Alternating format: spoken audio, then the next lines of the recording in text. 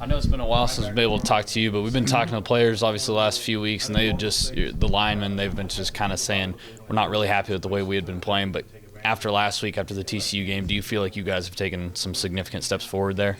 Well, I just think that we're playing more consistent, and it's kind of a word that I've been using since I've gotten here. And when you look at us as a successful unit up front, that's the one word you're going to come to.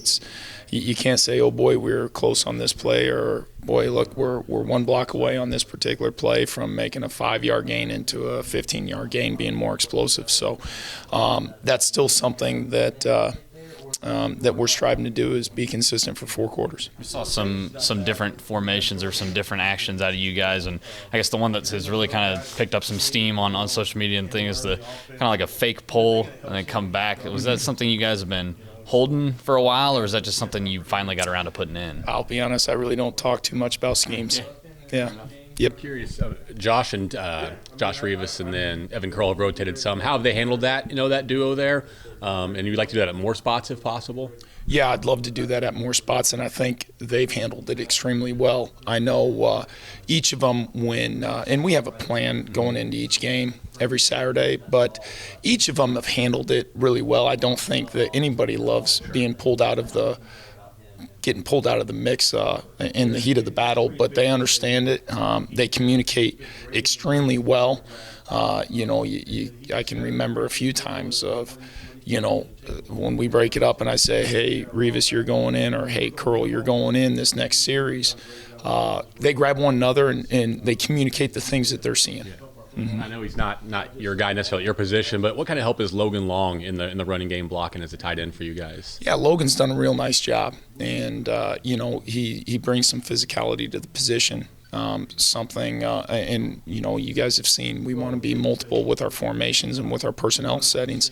So the more that we can get those tight ends involved, the more it helps out. So he's continued to take strides. Really, really appreciate the young man and the strides that he is taking. And he knows it. He can play so much better. He can play so much faster. And guys, this is what this is. This is a process. It's crazy. We've been here, 9, I guess now 10 months. And everybody's learning every single day. Everybody's looking to get a little bit better. How impressed have you been just with the ability for your guys to hang in there when you went through the rough stretch where it was a month between winning football games and come out and do what they're doing right now?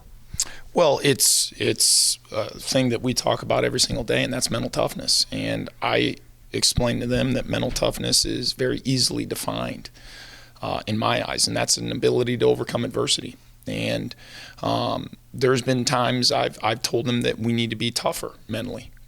When things may not go our way, we need to obviously learn from a mistake, but not allow a previous play to beat us twice, or as people would say, a previous opponent to beat us twice. So I've been pleased with the strides that we've made. We're still not there because there's going to be more adversity. We have a lot of football left to play. We're excited about this weekend, but how do you respond? And that's where I think we've taken strides with a senior group. That's what I'd expect to see. What stands out about KU's defensive line from what you've been able to digest on film so far? Yeah, they're long. They play physical. They play really well with their hands. They're fast to their fits. Obviously, they are extremely well coached. So, you kind of go across the board, and they got some pretty heavy guys in there that shed blocks. And so it's going to be a huge challenge of us to strain and finish blocks. And those are the things, again, to me, that make a 4-yard gain into a 8-yard gain, and then gives us an opportunity to break one and be a little bit more explosive. So you see that they changed a little bit of the personnels, bring in some really long linebackers. They're pretty relentless rushing the passer because they are so long. So we got to do a great job of being in great position and great communication.